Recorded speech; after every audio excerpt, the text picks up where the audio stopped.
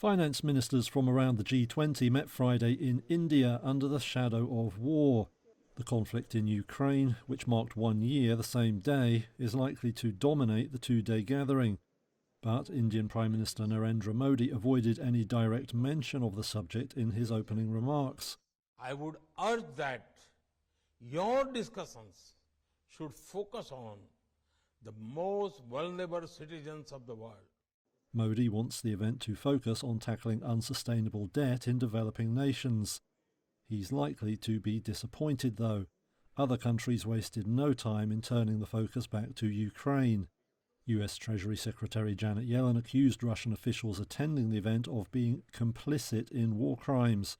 We will stand with Ukraine in its fight for as long as it takes.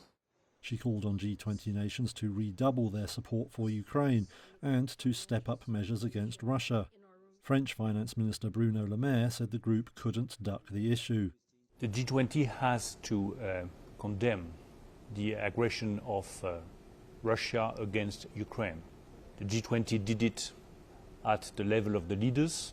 The G20 must do it on the same way, with the same statement, at the level of the finance ministers. Le Maire said Europe was looking into new sanctions against Russia and denied Moscow's claims that current measures have proved ineffective. India does not want the meeting to discuss new sanctions, though, and is pressing to avoid use of the word war in a final communique. New Delhi has maintained a neutral stance on the conflict, while vastly increasing its purchases of Russian oil. The economic backdrop to the meeting has at least improved, though. Since the group's last summit in October, global recession fears have eased, which Yellen said was partly down to tough action on inflation by G20 members.